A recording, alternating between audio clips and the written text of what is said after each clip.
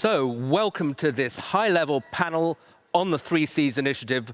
We're delighted to be joined by no fewer than 3 presidents in person here in Tallinn, and by 2 very high-level guests from Brussels and Washington who are on the screens behind me. So let me briefly introduce our panelists. Of course, the host is President Kersti Kaljulaid of Estonia.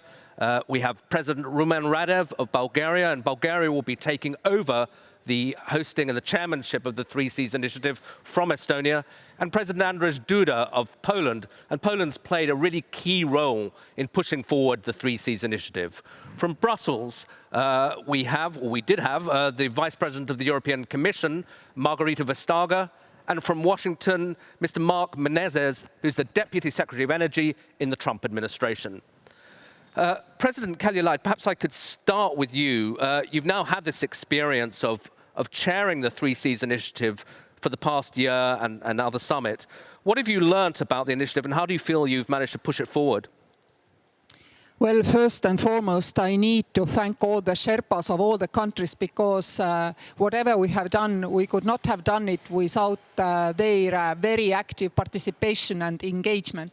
I have to say that since the beginning of the Three Seas Initiative, our partners were looking for a concrete, crystallized format which will help them to understand how they can really start investing into the Three Seas Initiative. And maybe the most important achievement of the last year and a half of all Three Seas countries together is that we have managed to create an investment fund which is managed by Amber Capital Management, a private company, which means that in a transparent manner, the decisions supported by political objectives will be made independently by the fund managers. And we have all agreed on that. Considerable amount of own skin has been put into the game by the Three Seas countries. This is also something which we were hoping, but did not even dare to expect that we will be above 600 million euros already in Tallinn summit. I will thank all those who have already contributed, and we would of course now start the hard and important work of gathering also private money into the Three Seas Fund. And finally, I would like to mention the smart connectivity. After all, the Three Seas region, if it wants to really leapfrog and really gather speed and keep its momentum, which anyway we are the fastest growing region of Europe as we sit here. But if we want to really fast forward into the better future, we need to invest in an extremely smart way. And if we manage to make our grids, our transport grids, our energy grids smart enough, this would hopefully serve as a role model for whole Europe on how to use technology in making sure that we have a cleaner and more connected future. So smart connectivity concept has also been born, and I guess we can be also proud of that. Thank you. Okay.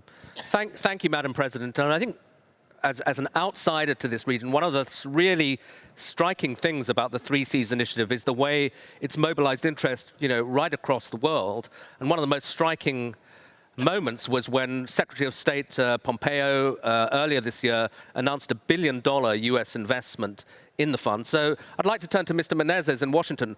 What is it about the Three Seas Initiative that has excited the Trump administration and got it so involved?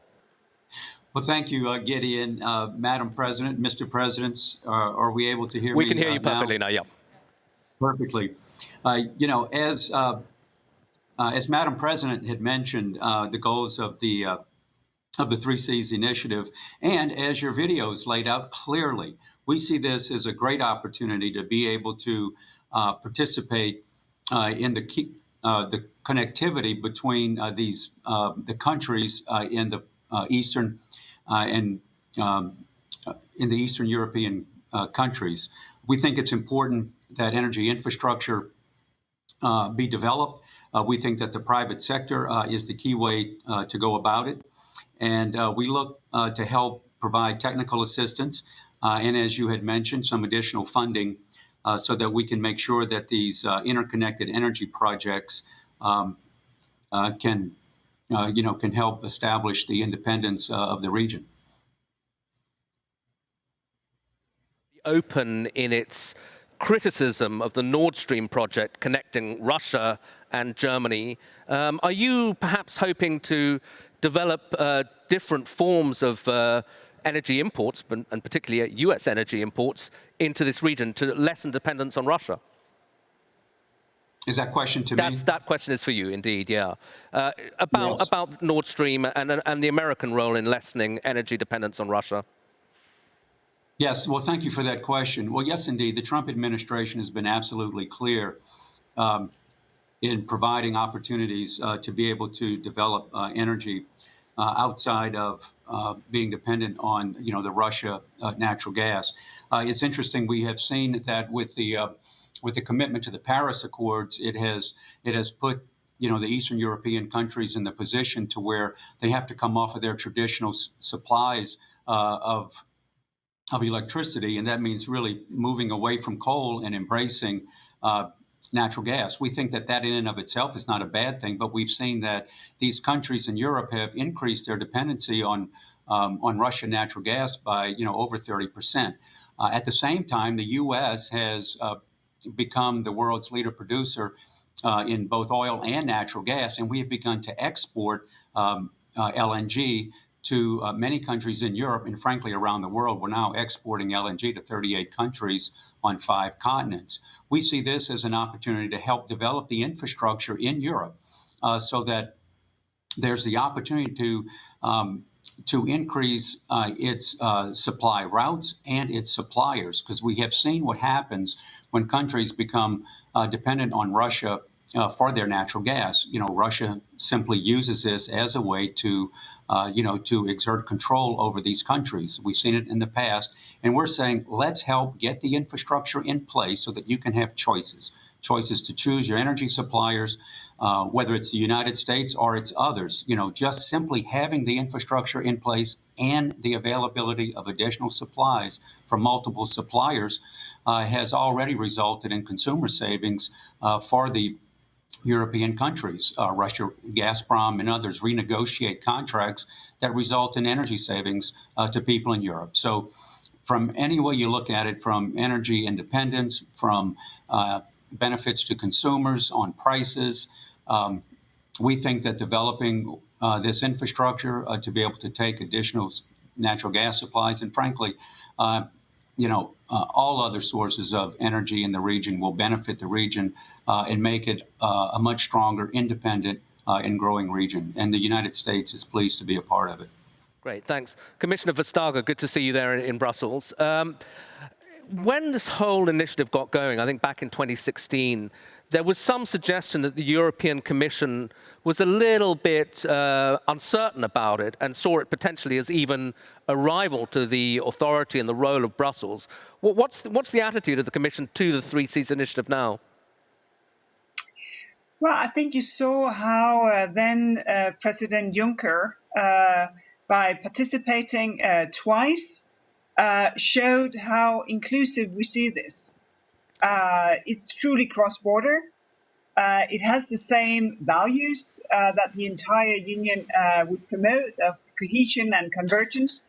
And infrastructure is a key to those two objectives. And when we see the values that are also being promoted, transparency, fighting corruption, the rule of law, then, what's not to like? And obviously, the European Union being an open union, I think it's a very promising venue that has been chosen and very convincing to see how also private funds are being crowded in order to enable infrastructure investment, both in electricity grids, in rails, in roads, in digitization. So no, I find that this is completely compatible with the entire union objectives.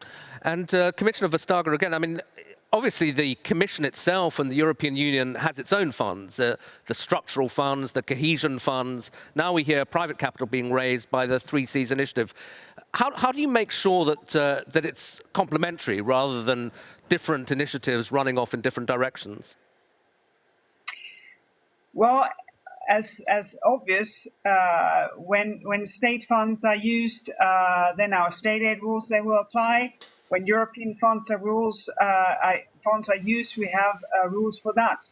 And I think it's very clear, and a very clear sort of precondition for the Three Seas initiative that all of those rules, of course, would apply, because that would indeed enable that it is without overcompensation, that it is pro-competitive, and I think these are very important signals to be mentioned. And I think the most important thing here is that this is truly cross-border. This enables interconnectivity between countries, and that is an inherent need within the Union that these kinds of infrastructure cross-border are being established. Okay, President Duda, if I could bring you in here. Poland was really one of the most energetic forces behind this, helped to really get it going. When you started, what was, and now indeed, what is the Polish vision for what 3Cs can do? Development. Development was the most important idea of cooperation. We thought about, during my first meeting with former president of Croatia, Kolinda Grabar-Kitarović. We talked about possible cooperation in Europe, possible cooperation between our countries. Especially, we talked about energy security and potential gas supplies. Yes, and I described her my vision of diversification supplies of gas to my country, to Poland. I talked about LNG terminal in Świnoujście we just built, and I talked about our plans of building gas pipelines from Norwegian shelf across Denmark to Poland, and she told me that they are planning to build an LNG terminal also in Kirk Island, and we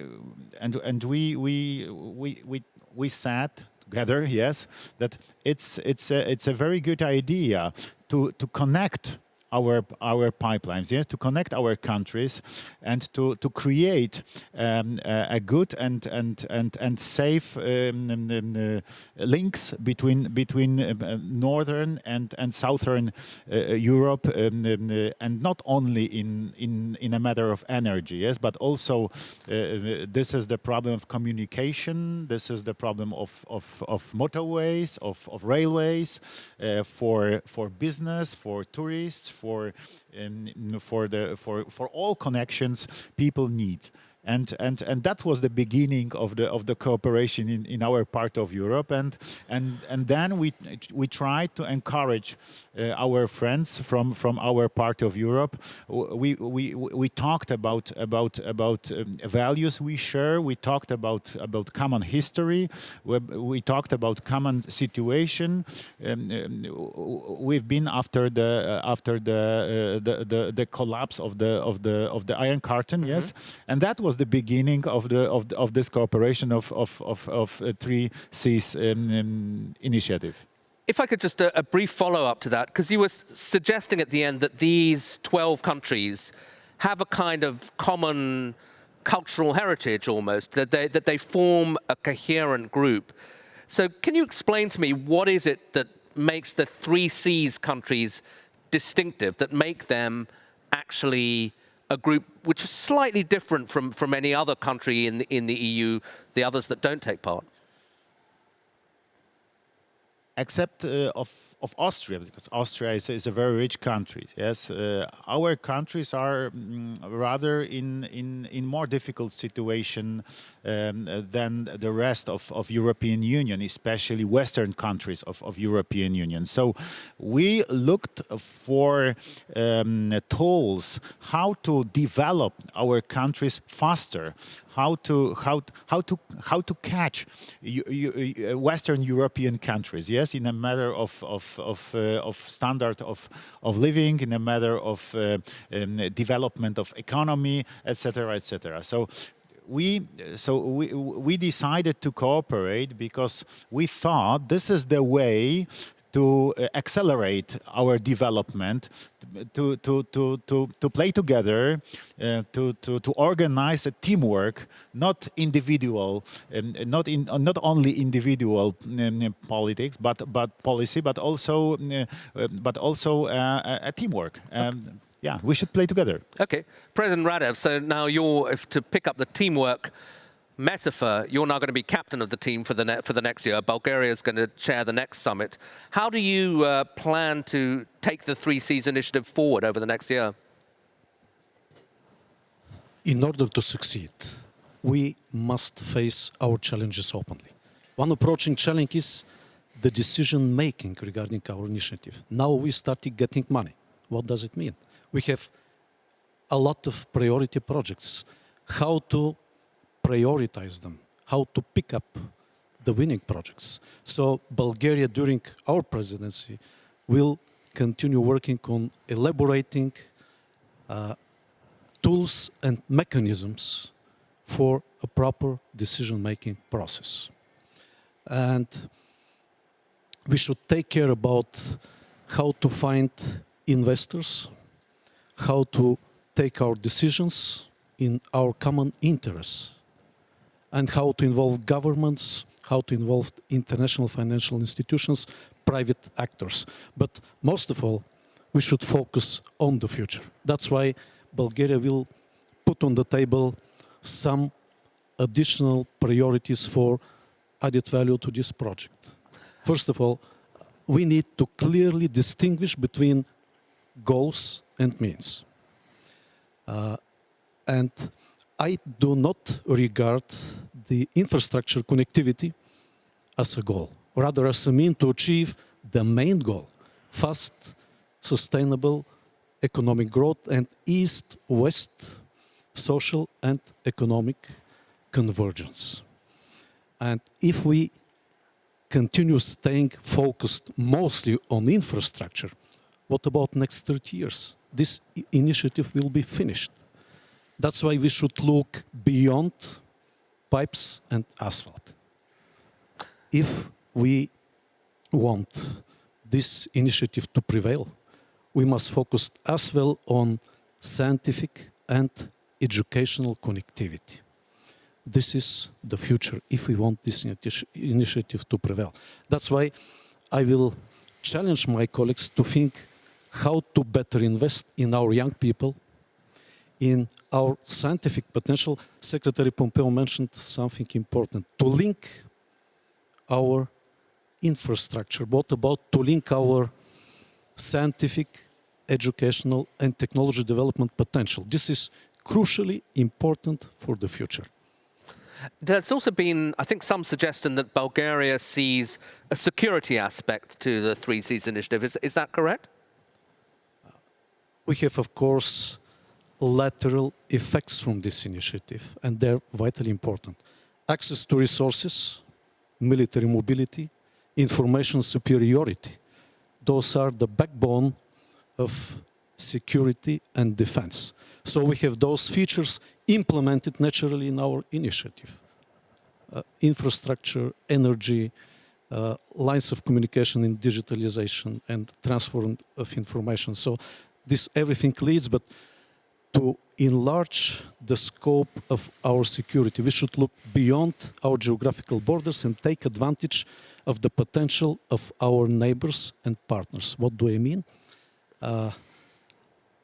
Lines of communications, transport corridors, gas networks, they neither begin nor end at our borders. For instance, on the Balkans, we have gas interconnectors and transport corridors crossing Greece and Bulgaria. We have 2 LNG terminals in Greece. We have Southern Gas Corridor passing Greece, EastMed in the future. We have large natural gas deposits in the East Mediterranean. That makes Greece and Cyprus our natural partners. And I have recently talked to the leaders of those countries, and they're highly interested in our activities, and we should find the way to involve them in our initiative. Sooner or later, this should happen. Okay. So, President Kaljulaid, I mean, I guess a lot of these the ideas behind the 3Cs initiative can sound a little bit abstract to the average citizen. But if you had to speak to ordinary people in Estonia, ordinary people in the region, and point to like one or two things that might actually change things for their lives, a particular initiative, what would you highlight? Interestingly, here in Estonia, we have never tried to make it very simple for our people to, well, you get this amount of money and you should be happy. This is not our way to go. I remember 20 years ago when I was advising Prime Minister Laar on economic matters, we told our people, we are seeking foreign direct investment, we are privatizing the companies in order to bring in foreign capital, foreign money, because you mentioned security, interlinked economies. One objective also is always the security aspect. So for us to be well connected means also security. There is no military mobility without simple mobility. This is obvious. Also, Estonian people have seen what economic potential has been unleashed by our joining the European Union, for example. Estonia exited the Soviet Union with an average salary somewhere between $30 and $40. Now it is 1,400. And without the European market, this would not have happened. If I today need to explain to Estonian people what is 3Cs initiative and how this could now contribute to the further economic development, I would say exactly as President Radev here says, it's not the objective to have the connections. It's the economy which can grow based on these connections. And this is extremely important to realize that it's a market of 110 million people, which is well integrated into the European Union market. But if you look how our trade flows, it flows more between East and West, or in our case, between South and North, because quite a lot of it in Estonia goes towards Sweden, Finland. Sure. Then the cooperation, economic cooperation, the real cooperation between these countries themselves, it's a huge potential which has not yet been unleashed. So with the 3Cs initiative, we are also seeking to unleash the economic potential which comes from serving each other and trading with each other. I believe there is a huge amount of wealth also to be found from there.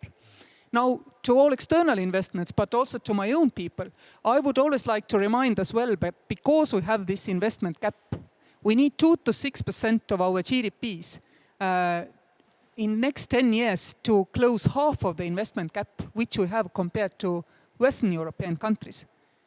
Then every euro or dollar or whatever you invest in the beginning of fulfillment of such an investment gap, by definition, has higher rate of return. This is just simple economy.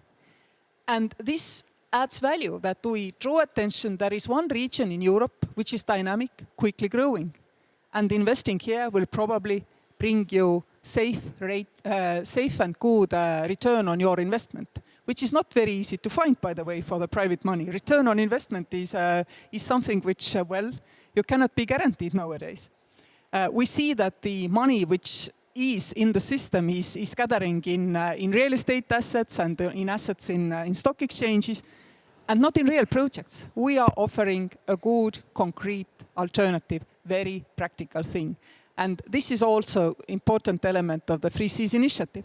And that is something which we also need from the European Commission. We quickly need data environment, which will allow us to implement our smart connectivity and concept. You know why? Because we need a general common rule set on how to access, use, and dispose of the data, who can do it, how we can do it, and how we can do it in a safe way. And we need a system which is legally permissive, safe, sure, but not limiting the development. So I'm also challenging the Commission to help us here to bring real results to our people. Well, Commissioner Vestager, I'm not going to get in the way. There's a direct challenge to you and a question about this. What's your response? Well, I happily accept this challenge. Right now, we are writing on first a data governance act, which indeed has the potential of enabling much more data to be shared and pooled and reused, but to be able to do that in a way where everyone feels comfortable, that we know what is the jurisdiction, how is this data actually being used, And second, a data act that will also enable the creation of data spaces. So to say, well, that's a metaphor for the legal framework to allow for data to be pooled, for instance, within health, within transport.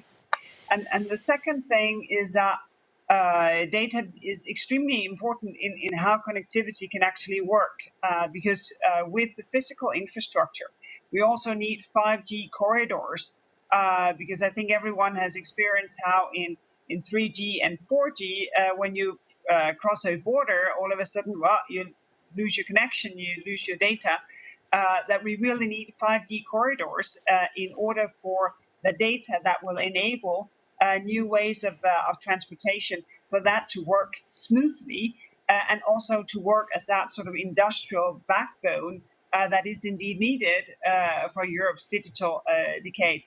And all of that is literally in the pipeline. So we all really looking forward to get to work with the co-legislator on these very pressing and important issues. How quickly do you think it could happen, Commissioner? Well, it very much depends. These legislative proposals that I've just mentioned, they will be tabled within the next 6 months.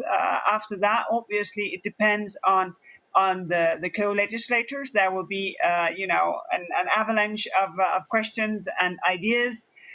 So obviously, this is something that is very, very high priority, both in the European Parliament and in the Council. And I should not prejudge, out of respect of the co-legislator, how long it will take until the proposals will be passed. Okay, Mr. Menezes, in Washington, we heard the magic words 5G, which have been pretty controversial as China and particularly Huawei has attempted to build a market here in Europe. My own country, the UK, now seems to have decided not to include Huawei. And I know that the United States and the Trump administration is quite concerned about this specific aspect of 5G and data transmission within this 3Cs initiative. Can you tell us a bit about that? Well, thank you, Gideon. I think what all countries are learning as a result of the COVID-19 is we're all questioning our supply chains of critical infrastructure. And Huawei is a great example of this. Over the years, we have become dependent on a lot of the technologies and basic devices that we use for communications. And we find that some come from China, a lot come from China, some come from other countries. I think all countries now are looking to how they can ensure that they have not only the devices that they need when they need them, but that they can trust the supply chain, those that make the devices and those that install them and those that operate them. As our grid becomes more flexible, as we move toward more 5G, it's important that while we increase the opportunities for many to get a lot of data faster, we can use our lives with these mobile devices much more easily, but they need to be secure. And as a consequence, I think that all countries now are questioning really the source of the devices so that we can, frankly, bring the supply chain back to our countries to make sure that we have reliable and secure telecommunications networks. So this is a great opportunity, I think, for us to evaluate, where we get our stuff and how we use it when we get it. In a second, but I'd just be interested to know, from a Brussels perspective, what do you make of that kind of idea coming out of Washington that we need to, in a sense, deglobalize on things like 5G and bring back networks and construction back into Europe? And is it conceivable that there could be a common European position on Huawei? We have a very important thing in common, which is the obvious, that our networks need to be secure. We base so much of citizen convenience, of a business future, economic development on digitization, so goes without saying, must be secure. We have chosen a different path to enable this. In the last commission under the leadership of Julian King, with member state, was made a risk assessment in every part of the 5G value chain.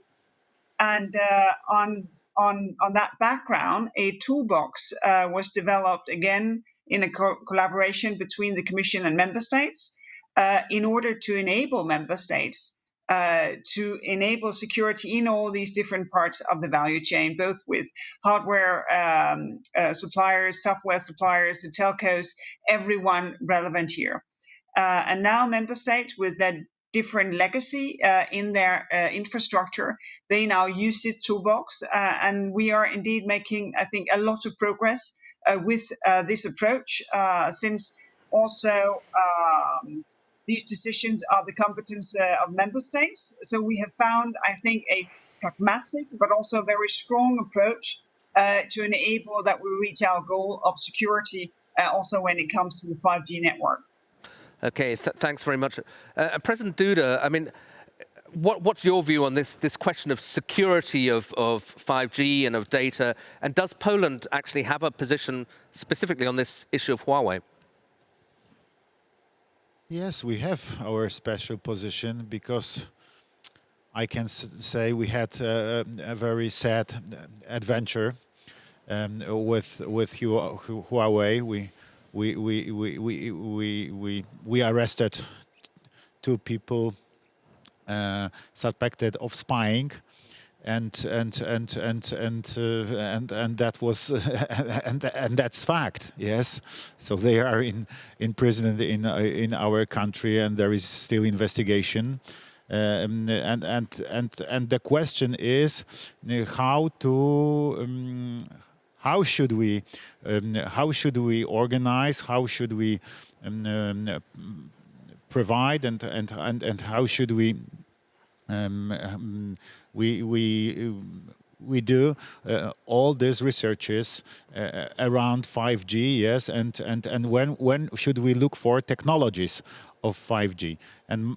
And I think that the answer is natural. We should look for that in our circle of the culture, yes, where this cooperation and the rules of this cooperation have been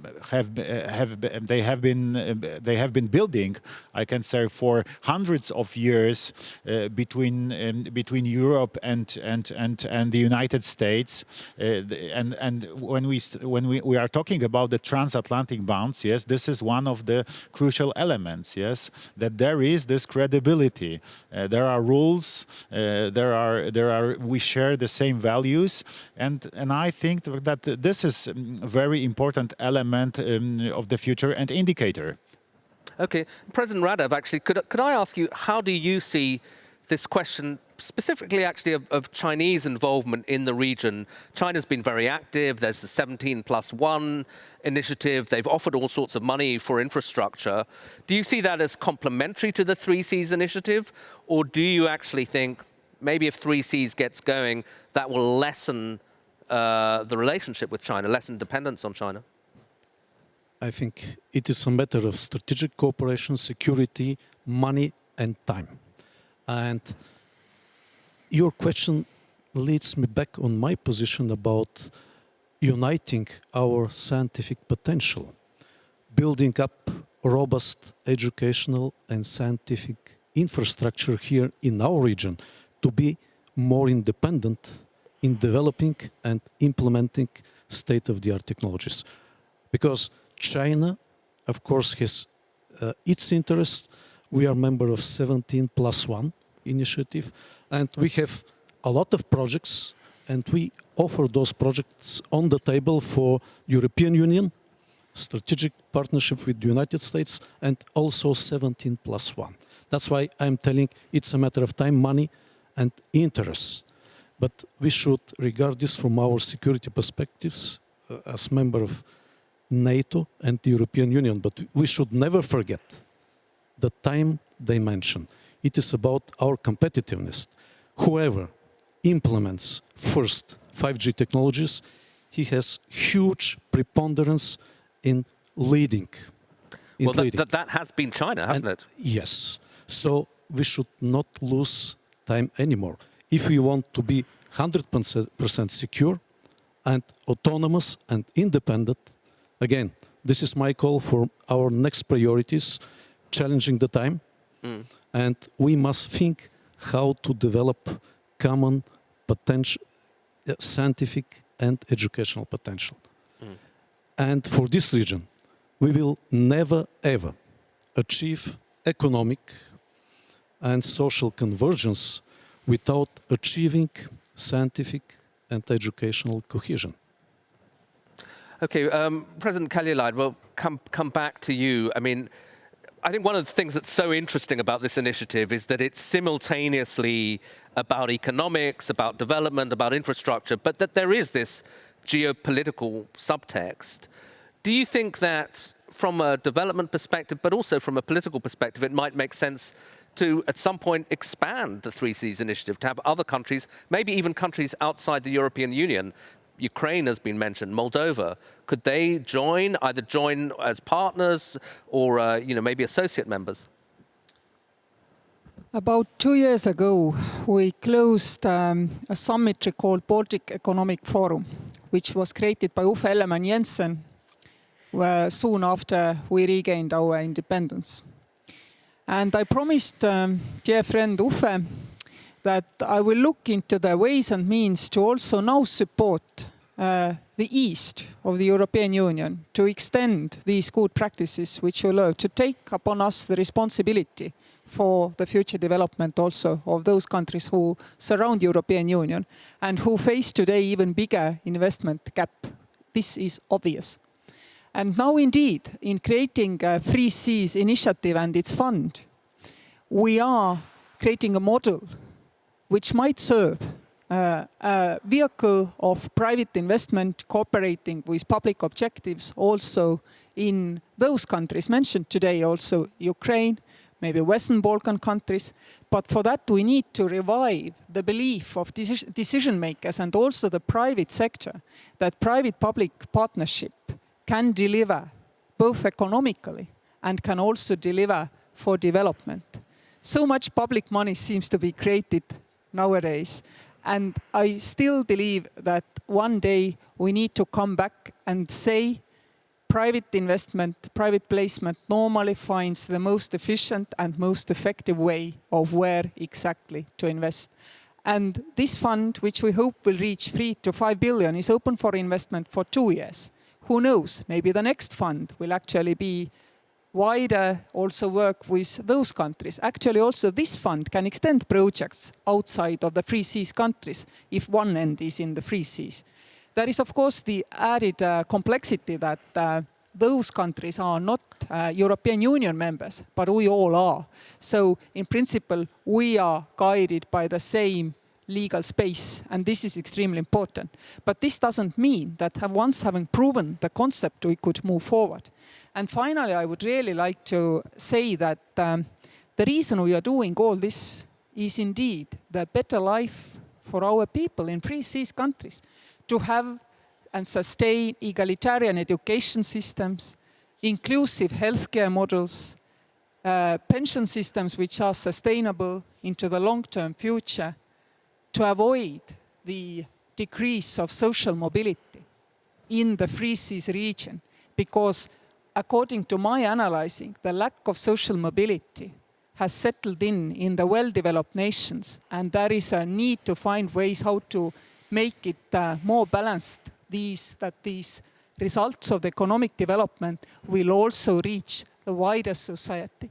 We have seen how disappointment, intergenerational hopelessness has been setting in some very developed democratic nations.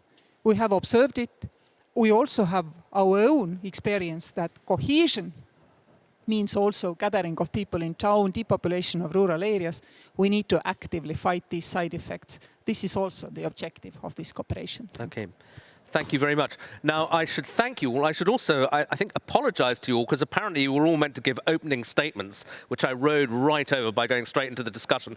So I've decided what I'm going to do is convert them into closing statements, so you can all have an opportunity to make a more formal presentation. So why don't we do this in reverse order to the way I asked the question. So if it's okay, President Radev, could I ask you first to give your opening/closing statement? Today we have highlighted the key words for success. It's about cooperation, it's about synergy, it's about cohesion and convergence. And I hope that focusing again on infrastructure, we should never forget the key factors for the success in the future: education, science, high technologies. Okay, President Duda, your opening/closing statement to the Three Seas Conference. To the Three Seas Conference. I hope this conference is only one of the stages on our long, I'm afraid, way to develop our countries. But I hope that the end will be happy end of that story. But what I can say today I can quote one of my favorite basketball players, very famous, maybe not for the youngsters, but for a little bit older fans of basketball. One of the most famous players, American NBA League, Michael Jordan. He said that talent wins games, but teamwork and intelligence win championships. And this is, I think, the best summary of this discussion and of the Three Seas initiative as an idea. Well, I think by quoting the NBA, you've absolutely sort of queued up Mark Menezes in Washington. So let's go to you next. Well, thank you, Gideon, and thank you, President Duda, for referencing Michael Jordan. I actually got to see Michael Jordan play, and you are absolutely correct. His talent could win games, but indeed it was his leadership that actually reached championships. So I agree with that. I want to make it absolutely clear to Madam President and Mr. Presidents and our esteemed colleagues and ministers that I want to reaffirm the United States support of the Three Seas initiative, which of course goes back to the first ministerial meeting in 2016. Because as discussed today, we see this as an opportunity for a more connected, more secure Eastern and Central Europe. And these sovereign nations are strongly positioned to really build a future of great prosperity and opportunity.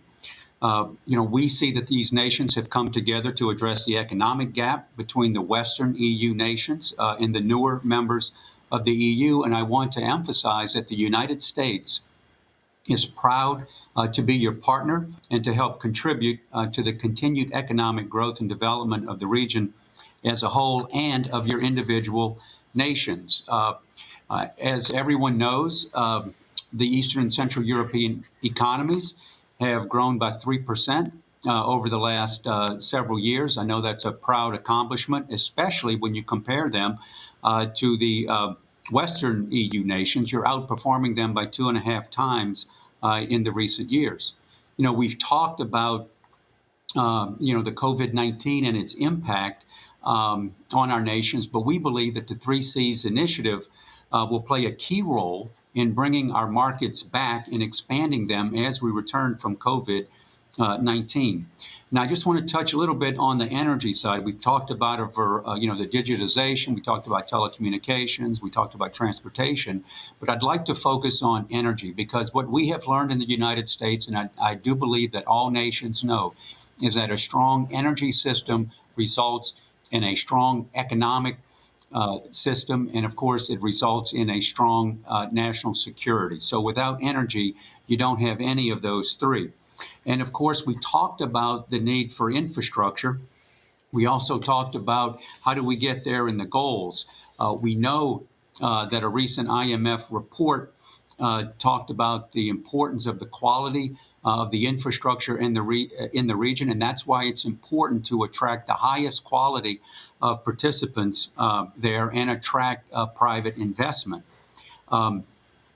We too are developing technologies to improve our energy infrastructure. And we hope that the technologies that we produce, we can share them as you develop your infrastructure. Specifically, you asked for examples as to what we can do. We're developing the next generation pipeline materials, advancing external leak detection, repairing pipelines, and all of these technologies we're going to share with the 3Cs initiative. And we're looking to bring jobs and investment into the region.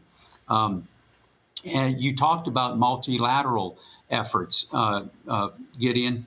You know, the energy part of the goals of the 3Cs we've taken very seriously, and we developed a multilateral group called the Partnership for the Transatlantic Energy Cooperation. We call it PTEC. We have now up to 22 participants in this to address the energy infrastructure goals in the region. Specifically, we're looking not only at the infrastructure, but energy efficiency, renewable energy, security of fuel supply, and of course, the nuclear energy. The Department of Energy is directing the expenditure of $3 million today in U.S. funds in technical efforts throughout the system. So we're working with Romania to develop the expansion modernization of the civil nuclear program. We have opened up a dialogue and expect announcements soon with Poland, ranging from nuclear energy to cybersecurity. We have met with the energy ministers of Latvia, Lithuania, and Estonia to talk about your energy interests. We have used one of our national laboratories, Pacific Northwest National Laboratory, for providing grid modeling, cybersecurity to the Baltics to synchronize their grid with the continental European system by 2025. So you can see this all demonstrates our commitment to the 3Cs initiative, where we want to be your partner as we expand jobs, lower consumer costs, and enhance energy security. And we look forward to a mutually beneficial relationship as we look to our next gathering in Bulgaria. Thank you very much for having me talk to you today. Thank you very much. And I think you're also joining us in a little while for the press conference. Commissioner Vestager, could I ask you for some closing thoughts? Yeah, well, thank you very much. I think it has been very rewarding and interesting debate today, and very promising, because the fund is now so advanced that things can start to happen. And I think with the different examples of needed infrastructure, I think indeed we're there. And let me echo the importance of the energy infrastructure, because this is a key also to fight climate change. When we get the grids that are capable of interconnecting, that are capable of making sure that different sources of renewable carbon neutral energy can actually be managed, well, then we will have taken gigantic steps forward. And that obviously take investment. And the sort of infrastructure that I think it's very important to take on board is the infrastructure of European digital identities, because this is an infrastructure that enables and empowers citizens to identify themselves and get in control over their data, instead of just leaving a gigantic trail of data behind them for anyone to pick up. And that sort of combines, I think, in a very tangible manner, the need for security and the need to enable citizens when we invest in the digital infrastructure. Because we've been speaking a lot about how countries will benefit, how businesses will benefit. But it also is important, I think, to give citizens this sense of this is also for me, also short term. And can we do that? Well, I think we can do a lot of things together. We just launched the European educational area, the European research area. I think that will make a lot of the wishes when it comes to coordinating that come true, indeed, to have still higher levels of skills in every sector. And last but not least, when this takes place with a very strong cooperation, with an open European Union towards a United States that really wishes to have this equal partnership, well, then I think it is it's much easier to create societies where people, they feel free, they feel safe, and they feel that they really belong and that they are respected as individuals in their dignity. And that has been, I think, a very rewarding experience to be part of. So thank you very, very much for having me. Thank you, Commissioner, and good to end on that note of transatlantic comity. Final word to President of Estonia. Just an elevator pitch to our private sector partners. Please use this smart opportunity to invest smart money into smart economic development, into a smart initiative of the 3 Cs. We, the leaders of the 3 Cs nations, promise to keep the red tape at bay and also to make sure that the cross-border operation of the projects will function smoothly. We will hence guarantee your economic success and also our own socio-economic success. Thank you for investing into the 3 Cs initiative, your time, your thought and your money. Thank you very much, President Kaljulaid. Thank you all for joining us from Brussels, from Washington, and here in Tallinn. We're now going to take a short break. Then there will be a ceremony handing over the presidency from Estonia to Bulgaria, and then the press conference. But for now, we're going to give you a short video to watch. Thank you very much.